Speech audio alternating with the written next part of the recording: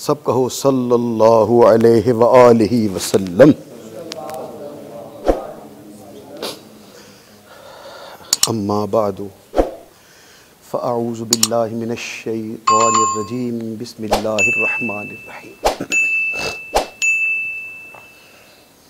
व यक़ूलुल लज़ीना कफ़रू लस्त मुरसला कुल कफ़ा बिल्लाहि शहीदम बैनी व बैनकुम व मन इंदहु इल्मुल किताब। सदक़ल्लाहु मौलानल अज़ीम व सदक़ रसूलुहुन नबियुल करीमुल अमीन। इन्नल्लाह व मलाइकतहु युसल्लूना अलन नबी या अय्युहल्लज़ीना आमनू सल्लू अलैहि व सल्लिमू तस्लीम। अस्सलातु वस्सलामु अलैका या सय्यद या रसूल व अला आलिका व अस्हाबिका या सय्यदी या हबीबल्लाह। अस्सलातु वस्सलामु अलैका या सय्यदी या रहमतन लिल आलमीन व अला आलिका व अस्हाबिका या सय्यदी या महबूब रब्बिल आलमीन। वाजिबुल एहतराम मुअज़्ज़ज़ हाज़िरीन और सामीन इकराम, ये सूरह अर्राद, कुरान मजीद की सूरह अर्राद की आखिरी आय करीमा मैंने आपकी खिदमत में तिलावत की है। इब्तिदा और तमहीद के लिए चंद एक कलिमात अर्ज़ करके फिर मैं उसी गुफ्तगू पर वापस पहुँचूँगा जो हम पहले भी आपकी खिदमत में हदिया कर रहे हैं। सूरह अर्राद की आयत की बड़ी खूबसूरत, बड़ी जाँ अफ़ज़ा आयत है। आप भी सुनिए और अपना ईमान ताज़ा कीजिए। मोइन इधर मेरी तरफ देखो, ऊपर आंखें ऊपर करके ऐसे देखते हैं बेटे। इरशाद बारी ताला है व यक़ूलुल लज़ीना कफ़रू लस्ता मुरसला। मैंने इसलिए कहा था करीब आके बैठ जाएं ताकि मुझे ज़्यादा ऊंची ना बोलना पड़े हैं ऐसे। फिर जब नमाज़ पढ़ेंगे तो फिर वापस अपनी अपनी जगह पे बैठ जाएंगे। खुशामदीद सियाल साहब भी तशरीफ़ लाए हैं, कुर्सी पे बैठ जाइए। खुशामदीद। अल्लाह ताला आपका आना हमारे लिए बाइस बरकत करे। तो इरशाद फरमाया अल्लाह सुब्हानहू व तआला ने व यक़ूलो, और ये कहते हैं कौन? अल्लज़ीना कफ़रू, जो काफिर हैं। व यक़ूलुल लज़ीना कफ़रू, काफिर कहते हैं लस्ता मुरसला, तू रसूल नहीं है। काफिर कहते हैं रसूल पाक सल्लल्लाहु अलैहि वसल्लम को कि तू रसूल नहीं है। फ़िक्रे की समझ आ गई? व यक़ूलुल लज़ीना कफ़रू लस्ता मुरसला, ये काफिर हैं जो कहते हैं कि तू रसूल नहीं है। वो कहते थे ये शायर है, कभी कहते थे ये काहिन है। तो ऐ मेरे महबूब, जो कह रहे हैं कि ये रसूल नहीं है, कुल, आप अपनी ज़ुबान मुबारक से फरमा दीजिए कि ये काफिर अबू जहल, अबू लहब, ये बड़े बड़े सरदार थे कबीलों के। उतबा, शैबा, उसका बेटा वलीद, और एक बहुत बड़ा काफिर मुगीरा, अबू सुफियान, ये उस ज़माने की बात है। ये कहते हैं ये रसूल नहीं है। ऐ महबूब, तो इनसे कह कि तुम कहो या न कहो, तुम मानो या न मानो, तुम्हारा कहना और न मानना और मानना वो किसी गिनती में नहीं आता। कुल, ऐ हबीब आप कह दीजिए कफ़ा बिल्लाहि शहीदन, मेरी रिसालत की गवाही देने के लिए अल्लाह काफ़ी।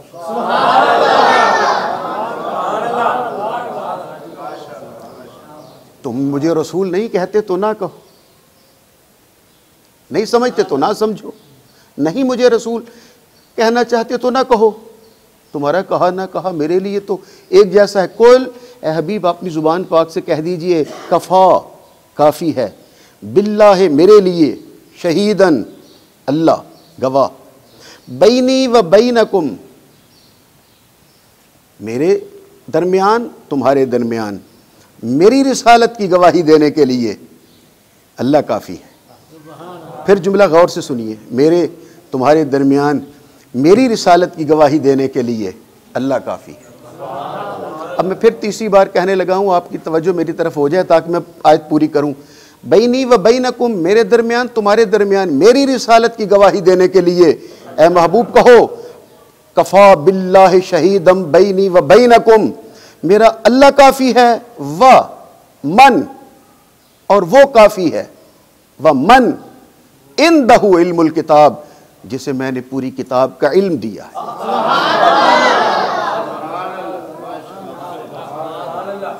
व मन इंदहु इल्मुल किताब जिसको मैंने पूरी किताब का इल्म दिया है।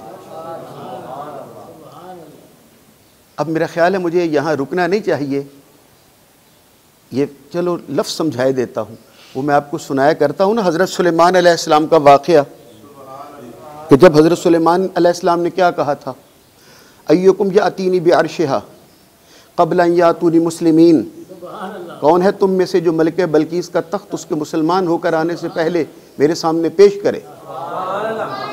क़ाला फिर बोला, इफ़रीतुम मिनल जिन, जिन्नों में से जो बड़ा दियो था, क़ाला इफ़रीतुम मिनल जिन अना आती का बिही, मैं लाता हूँ। कितनी देर में लाओगे? उसने कहा क़ब्ल अन तक़ूम मिन मक़ामिक, आपकी मजलिस बर्खास्त करने से पहले पहले ले आऊँगा। इन्नी लक़वियुन अमीन, मैं ताकतवर भी हूँ और अमानतदार भी हूँ। बस 2 घंटे 3 घंटे में आपकी मजलिस दरबार लगा हुआ है, इससे पहले पहले ले आऊँगा। हाँ बैठ जा, हमें जल्दी चाहिए,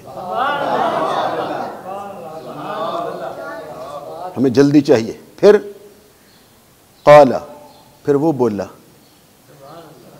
दरवेश तुबला पतला मन हनीसा, कमज़ोर सा इंसान, वो दरवेश, वो बाबा जी खड़े हुए सफ़ेद दाढ़ी वाले।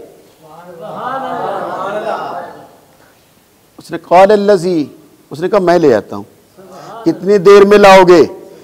ये कह कौन रहा था? वक़ाल लज़ी इंदहु इल्मुम मिनल किताब, ये वो बाबा जी खड़े हुए थे जिसे हमने किताब में से इल्म दिया था। सारी किताब का नहीं, किताब में से। क्या फिर मिसाल पेश करूं? जितना हमारे पास साल भर में रुपया जमा होता है तो कुरान मजीद क्या कहता है? अलिफ लाम मीम ज़ालिकल किताब ला रैब फ़ीह हुदल लिल मुत्तक़ीन अल्लज़ीना युमिनून बिल गैब व युक़ीमूनस सलात व मिम्मा रज़क़नाहुम युनफ़िक़ून, अपने माल में से खर्च करते हैं। माल में से कितना को देते हो? 40वां हिस्सा। कहा ये वही मिन है, वह मिन मा रज़क़नाहुम युनफ़िक़ून। यहाँ पर वक़ाल लज़ी इंदहु इल्मुम मिनल किताब, वो बाबा जी खड़े हुए, वो दरवेश सूरत, वो कमज़ोर से बुजुर्ग, वो सफ़ेद दाढ़ी वाले बाबा जी खड़े हुए और कहने लगे, और अल्लाह कहता है ये वो बुजुर्ग था। उसने तो कहता ना इन्नी लक़वियुन अमीन, मैं ताकतवर हूँ, मैं अमानतदार हूँ, मैं अपनी ताकत से लाऊंगा। और ये बाबा जी खड़े हुए थे। कौन खड़ा हुआ था? इंदहु इल्मुम मिनल किताब, जिसको किताब में से इल्म दिया गया था, और किताब भी कुरान नहीं, मूसा अलैहिस्सलाम की तौरात।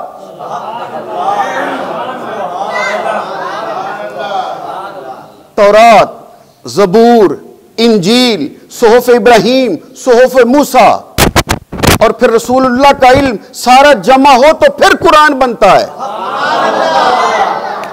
उसके पास तौरात में से इल्म था। हजरत मूसा अलैहिस्सलाम ने हजरत सुलेमान अलैहिस्सलाम ने कहा कितनी देर में लाओगे? वो बाबा जी मुस्कुरा के बोले अन यरतद्द इलैका तरफुक, देर का है कि आपकी आंख झपकने से पहले लाऊंगा। जिसके पास इतनी ताकत थी, कहा इतनी कि आंख झपकने से पहले,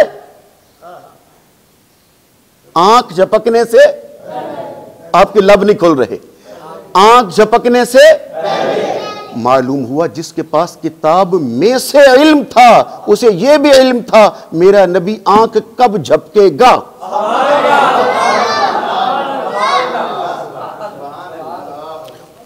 अगर ये इल्म ना होता तो हजरत सुलेमान तो आंख झपक के कह सकते थे मैं तो आंख झपक चुका हूं। जब कहा अयरतद्द इलैका तरफक, आपकी आंख झपकने से पहले लाऊंगा, हजरत सुलेमान अलैहिस्सलाम ने आवाज देकर कहा लाओ। उसने आवाज देकर कहा फलम्मा रआउ मुस्तक़िरन इंदहु, उसने आवाज देकर कहा लाना कहां से है, वो पड़ा है। हजरत सुलेमान ने आंख झपक के देखा तो मलिका बल्कीस का तख्त निगाहों के सामने पड़ा था। सुलेमान पुकार उठे हाज़ा मिन फज़्ल रब्बी, अल्लाहु अकबर। बस मेरे ख्याल में मिसाल मैंने आपको अपने करीब करने के लिए दी थी। ये जिसके पास इतना इल्म था कि उससे आंख झपकने का भी पता है, अब यहाँ वक्त नहीं है, उसने ये आंख झपकना, ये मैं और इशारा करूँ आपको ख़ास, भाई साग साहब आगे आके बैठिए, भाई साग साहब यहाँ मेरे करीब आके बैठिए। आप जैसे पढ़े लिखे या मेरी बात को आगे पहुँचाने वाले, याद रखने वाले मुझे बड़े प्यारे लगते हो। ऐसे वैसे मैं ऐसे कर रहा हूँ तो ठीक है, मेरे कानों में आवाज़ आती है स्पीकर की तो मुझसे बोला नहीं जाता। ऐसे लुत्फ लीजिए, ऐसे लुत्फ लीजिए। बेटे रहने दो, अच्छा बंद कर दो। ऐसे ही वो मेरे कानों में जब आवाज़ आती है तो फिर मुझे ना नहीं, फिर मेरी आवाज़ बोला नहीं। आप सुनिए और अपना ईमान ताज़ा कीजिए। एक जुमला कहने लगा हूँ, ज़ाहिरन माना यही नज़र आता है कि आँख झपकने में लाऊंगा कि शायद ये तायुन वक्त है। कितनी देर में, उसने कहा था आपके उठने से पहले, जिन ने कहा, इन्हें कहा कितनी देर में, आँख झपकने में। तो ज़ाहिरी तौर पर अगर तफसीर करें, माना करें, तर्जुमा करें तो तर्जुमा यही समझ आता है क्या कि आँख झपकना ये तायुन वक्त है, तायुन वक्त है। लेकिन साहिबान मोहतरम याद रखिएगा, बाज़ वो होते हैं जिनके पास सिर्फ इल्म होता है, बाज़ वो खुश नसीब होते हैं जिन्हें इल्म के साथ साथ इश्क भी नसीब होता है, और आखिरी दर्जा उन खुश नसीबों का होता है जिन्हें इल्म और इश्क के साथ साथ बसीरत भी मिलती है। वो दाता साहब जैसे लोग होते हैं, वो ख्वाजा साहब जैसे लोग होते हैं। अगर इन जैसों से पूछें कि वो जो कह रहे थे बाबा जी कि मैं आंख झपकने में लाऊंगा, तो क्या ये तायुन वक्त था? ये हमारे बुजुर्गान दीन फरमाते हैं नहीं नहीं, ये तायुन वक्त नहीं था, ये तो तलबे इजाजत का इशारा था।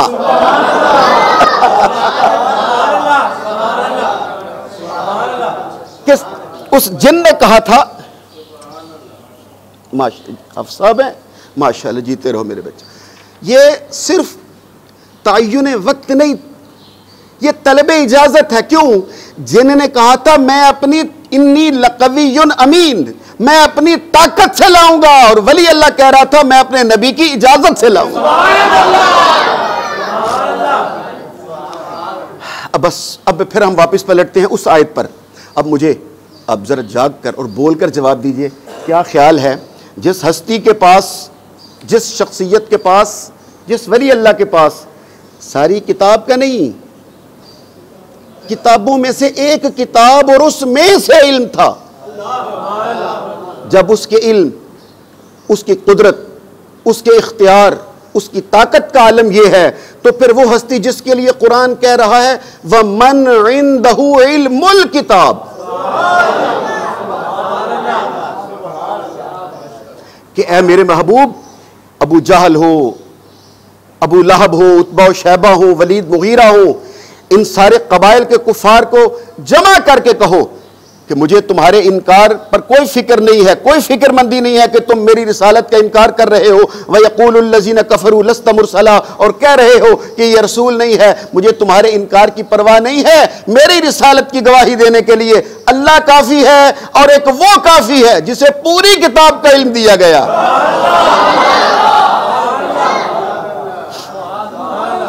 ये कौन है जिसे पूरी किताब का इल्म दिया है? मैं कई बार मैं हदीस का जुमला कह चुका हूं, अब मैं फिर कहने लगा हूं, ये कौन है जिसे पूरी किताब का इल्म दिया? ये कौन खुश नसीब है जिसे बिस्मिल्लाह से लेके वन्नास तक पूरी किताब का इल्म दिया? कौन है ये वही है जिसके लिए मेरी सरकार ने कहा था अल कुरान मा अली, अली उम्मल कुरान, कुरान अली के साथ है और अली कुरान के साथ। एक बार लोगों ने पूछा भी था, सवाल भी किया था कि या अमीर अल मोमिनीन, आपकी सबसे बड़ी फजीलत, सबसे बड़ी सादत क्या ये है कि आपने बदर फतह किया, सबसे पहले ईमान लाए, लोगों को जमा किया, हुजूर की तबलीग और ईमान का जलसा करवाया, हुजूर के हाथों में परवान चढ़े, फिर बदर फतह किया, फिर ओहद फतह किया, फिर खंदक फतह किया, फिर खैबर फतह किया, और वो अलम आपको मिला जिसके लिए हुजूर ने कहा था वो अल्लाह और उसके रसूल से मोहब्बत करता है, अल्लाह और उसका रसूल उससे मोहब्बत करते। क्या या अली, क्या आप फरमाएंगे आपकी नजर में, और क्या आपके लिए यह सबसे बड़ी सादत है कि आप बीबी फातिमा ज़हरा के घर वाले हो? क्या यह बड़ी सादत है कि आप इमाम हसन हुसैन के वालिद गिरामी हो? यह बड़ी सादत है कि आप रसूलुल्लाह के भाई हो? मौला अली शेर खुदा ने सारी फजीलतें सुन ली और फरमाया इसमें कोई शक नहीं, ये सारी मेरी फजीलतें हैं, लेकिन मेरी नजर में मेरी सबसे बड़ी फजीलत यह है कि अल्लाह ने मुझे अपने साथ रसूलुल्लाह का गवाह बनाया।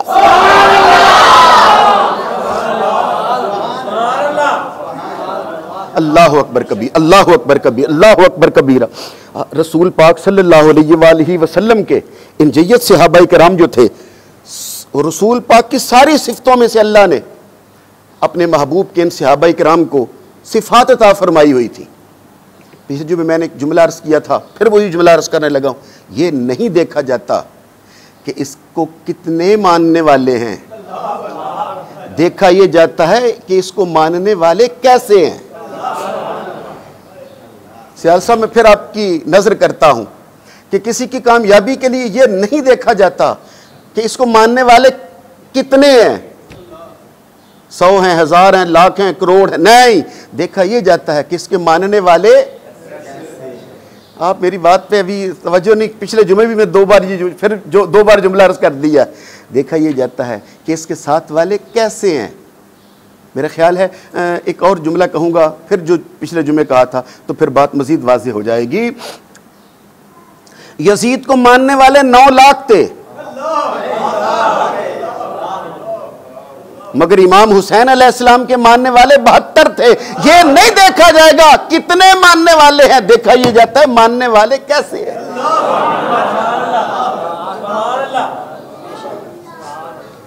जज़ाकल्लाह, जज़ाकल्लाह। हजरत उमर फारूक रदी अल्लाह ताला अन्हु का नाम जब भी हम लेते हैं, जब भी हम इस्लाम, ईमान, अपने मजहब में अदल की बात जब भी करेंगे, तो अदल के साथ किसका नाम लेंगे? बोलिए ना, इसमें तो कोई शक नहीं, कोई इख्तलाफ। जब भी अदल की बात करेंगे तो अदले फारूकी, ऐसा ही है। सखावत की बात करते हैं तो हजरत उस्मान गनी रजी अल्लाह ताला, सदाकत की बात करते हैं तो हजरत अबू बकर, ऐसा ही है। अदले फारूकी की बात करते हैं, क्यों? उन्होंने मुआशरे को, मैं फिर उसी मंजिल पर आपको ले आया हूं जहां पिछले जुमे और उससे पिछले जुमे भी बातें अर्ज करता रहा हूं आपको। उन्होंने अपने उस मुआशरे को अदले फारूकी के साथ कैसे महफूज किया था? बस यही था कि उन्होंने इस्लाम के परचम को, इस्लाम के अलम को मदीना शरीफ से लेकर ईरान और रूम और शाम और फ़लस्तीन और साइप्रस और तुर्की तक पहुंचाया। क्यों? उन्होंने मुआशरे में वो निज़ाम खड़ा किया था, वो निज़ाम कायम किया था कि जहां हर मुजरिम को सजा का खौफ होता था। सबसे बड़ी वजह यह है कि यहां किसी को भी सजा का खौफ नहीं है। क्या आपको मैंने बहुत अरसा पहले यह वाक़या सुनाया था? हजरत उमर फारूक रजी अल्लाह ताला अन्हु का बेटा, शिकायत आई, एक खातून आई, बच्चा उसके साथ, उसने कहा ये आपके बेटे ने मेरे साथ ये गुनाह किया है, ये उसके गुनाह की ये पादाश है ये बच्चा। और किताबों में आता है कि हज़रत उमर फारूक रज़ी अल्लाह ताला अन्हु उठे, घर पहुँचे, और एक जगह मैंने पढ़ा है काहिरा से बुलाया, बाहर सूरत तारीख़ में हो सकता, घर पहुँचे और वो खाना खा रहे थे। आपने आवाज़ दे के कहा जो लुकमा तेरे हाथ में है वो नीचे रख दो और जो मुंह में है वो निगल लो और उठो और दरबार पहुँचो। उस खातून को देखा उसने इकरार किया, हाँ ये गलती मुझसे हुई है, मैं माफ़ी चाहता हूँ। आपने कुरान मजीद की आयत पढ़ी कि 100 दुर्रे अगर कोई बगैर शादीशुदा हो और वो बुराई करता है तो उसे, औरत हो या मर्द, 100 कोड़े मारे जाएं। और जब 100 कोड़े मारे जाएं तब तन्हाई में छुपकर, अंदर नहीं, सरेआम मारे जाएं। और मुसलमानों की बहुत बड़ी जमात को वहां पर मौजूद होना चाहिए। यह सूरह अन-नूर की आयत का तर्जुमा मैं पढ़ रहा हूं आपके सामने। ये नहीं कि अगर फांसी देनी है तो तन्हाई में अकेले छुप छुपा के दे दो, ऐसा नहीं है। इस्लाम में सजा का जो तसव्वुर है वो सरेआम है। तो अब अमीरुल मोमिनीन भी है और उनका बेटा शहजादा है।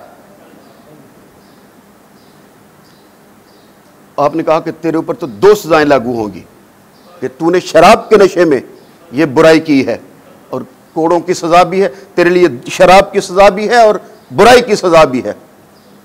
आप हैरान होंगे ये बात सुनकर। उसे कोड़े मारना शुरू हुए। वाकया तो लंबा है, मैंने चूंकि बहुत आगे जाना है, लंबा वाकया है। कहा जाता है कि जब 80 कोड़े लगे थे तो उसकी जान लबों पे आ गई, वो मरने के करीब था। तो काजी ने कहा कि मारना मकसद नहीं है, बाकी कोड़े इसके ठीक होने के बाद भी पूरे किए जा सकते हैं।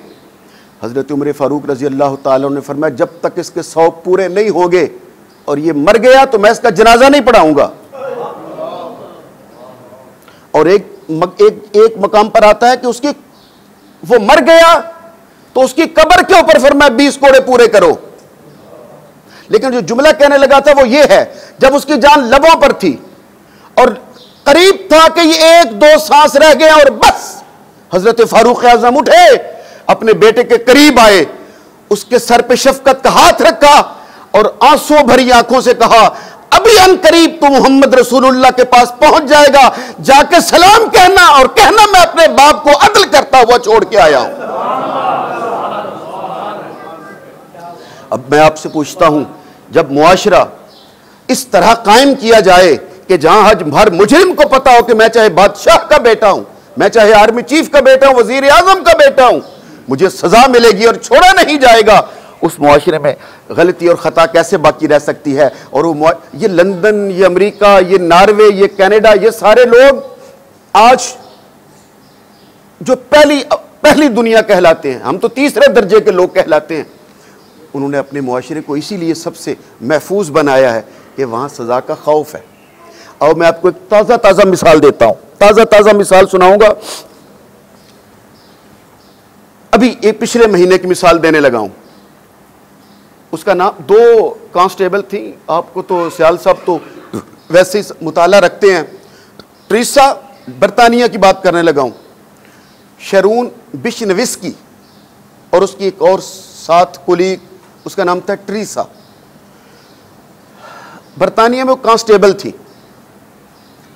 पाकिस्तानी एक साहब जिसका नाम था पीरा दिता खान, वो अपने 6 मजीद साथियों के साथ एक दफ्तर में गया, जो टिकटें बनाते हैं, वहाँ उसने झगड़ा हो गया, अलार्म बज गया, सिक्योरिटी अलार्म, और वो 2 कांस्टेबल पहुँच गए। पीरा दिता खान ने पिस्टल निकाला और फायर कर दिया। वो ट्रीसा जख्मी हुई लेकिन बच गई।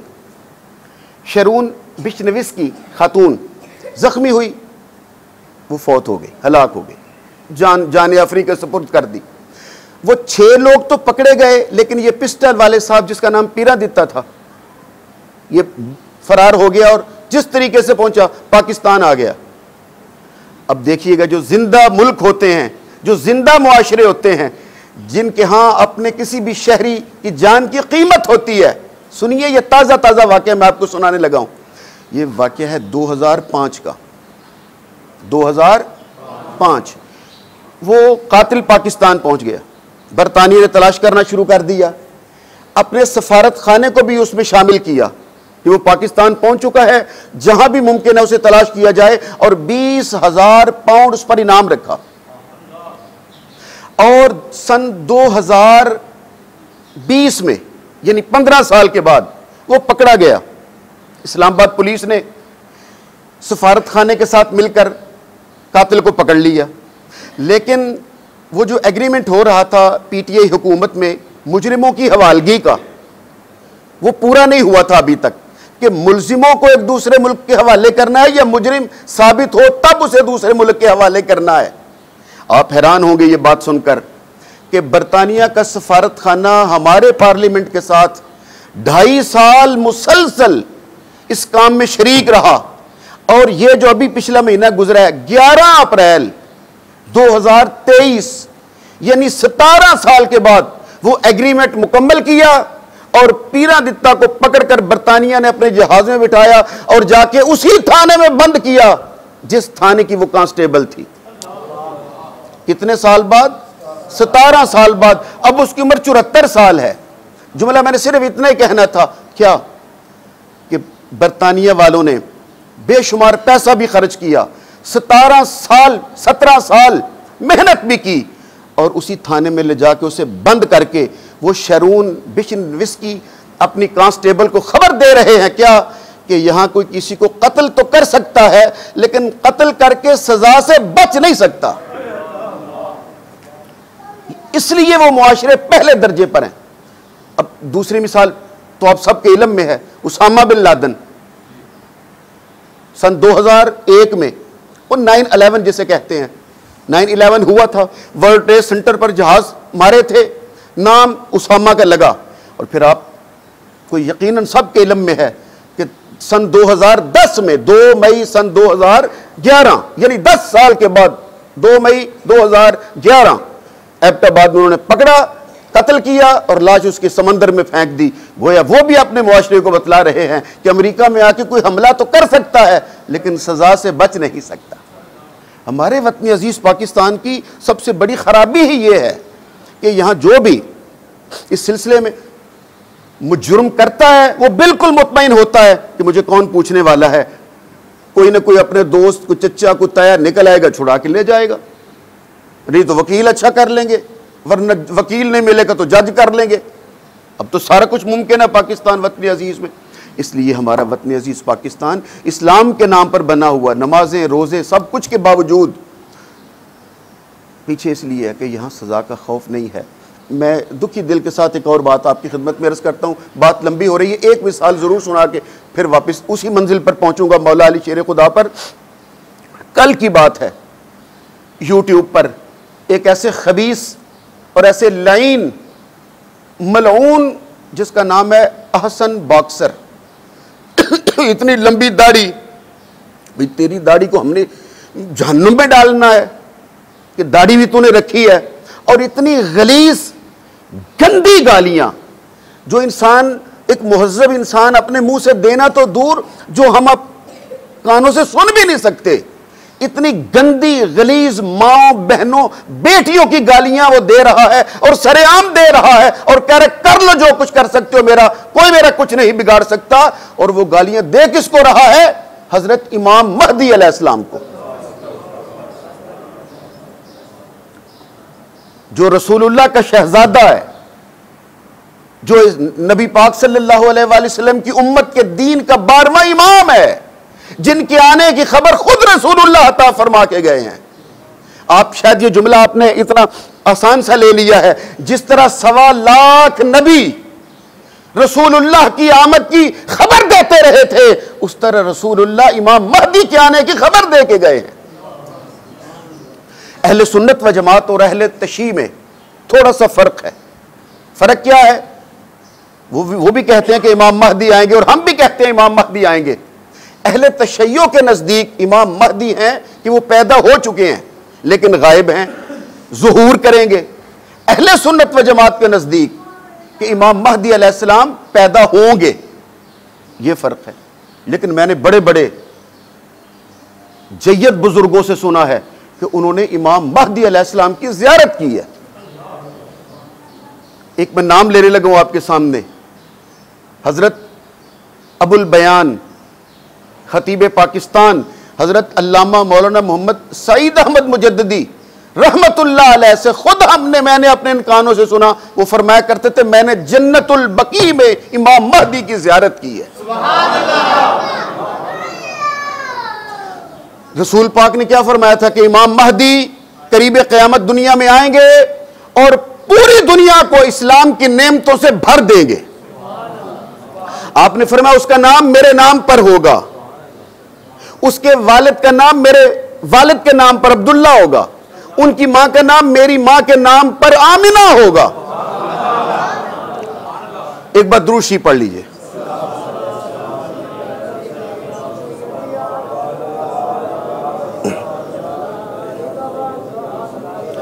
मोहब्बत से पढ़िए, बुलंद आवाज से।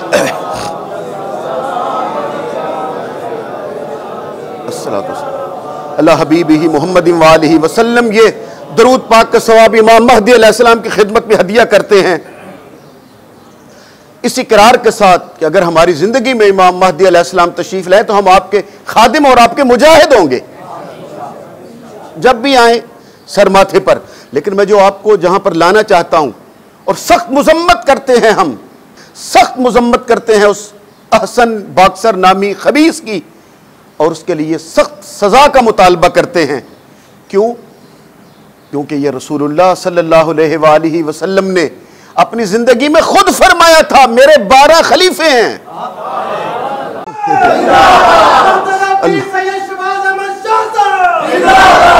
अल्लाह आप सबको जिंदगी और खुशियां अता फरमाए।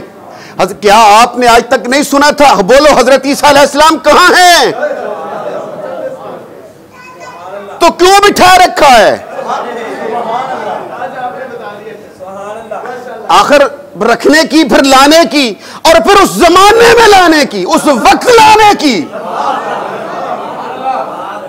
और हजरत ईसा अलैहिस्सलाम, मेरी सरकार ने कहा उस वक्त तुम्हारी क्या शान होगी जब मेरा बेटा महदी मुसल्ले इमामत पर होगा। और हजरत ईसा अलैहिस्सलाम मस्जिद मुल्क शाम के शहर दमिश्क की मस्जिद के मशरिकी सफेद मीनार पर उतरेंगे, और 2 चादरें जर्द रंग की उन्होंने ली होंगी, ओढ़ी होंगी, और आवाज दे के कहेंगे सीढ़ी लाओ। आए हाय, अल्लाह काश आप थोड़ा सा जाग रहे होते। मेरी सरकार जानते हैं ईसा अलैहिस्सलाम आएंगे तो इटली नहीं आएंगे, ईसाइयों का शहर है वेटिकन सिटी, वहां नहीं आएंगे। कनाडा नहीं आएंगे, बर्तानिया नहीं आएंगे, अमेरिका में नहीं आएंगे, वो शाम में आएंगे और मस्जिद में आएंगे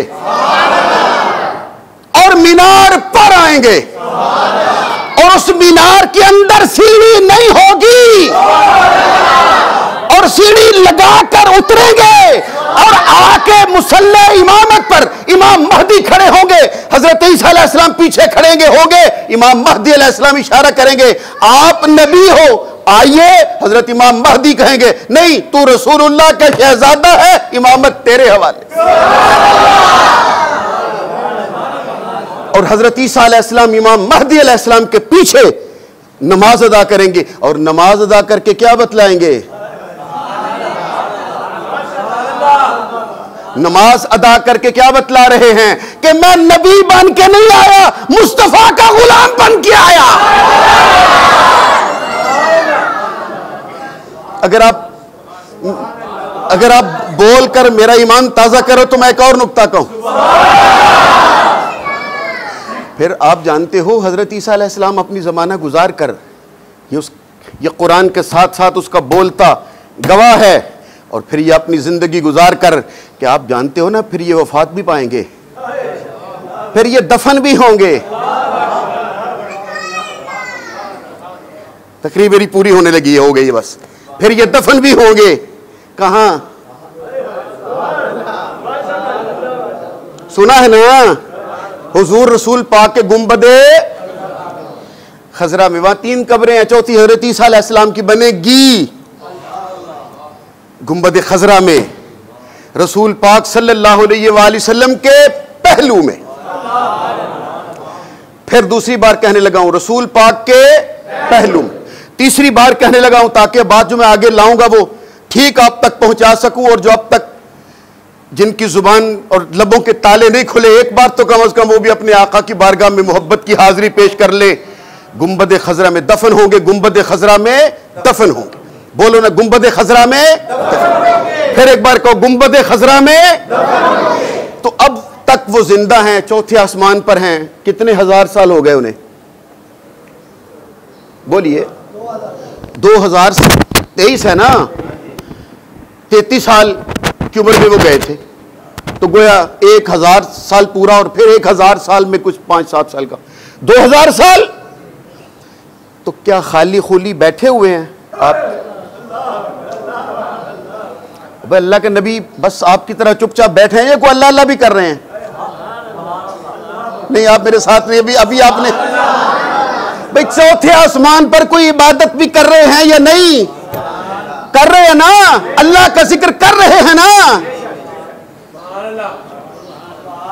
और 2000 साल हो गए करते हुए। आखिरी जुमला कहने लगा हूं, लुत्फ आए तो मेरी सेहत के लिए दुआ कीजिएगा। 2000 साल गुजर गए चौथे आसमान पर इबादत करते हुए, रियाजत करते हुए, जिक्र करते हुए, और अभी क़यामत तक, इमाम महदी के आने तक न जाने कितने हजार साल और गुजरेंगे। इबादत करते रहेंगे, रियाजत करते रहेंगे, जिक्र करते रहेंगे। दोस्तों, हजारों, लाखों, करोड़ों साल जिसे चौथे आसमान पर अल्लाह की इबादत की तौफीक मिले और खुदा उसे तरक्की देना चाहे तो 5वें पे नहीं लेके जाता, गुंबद खजरा में लेके आता।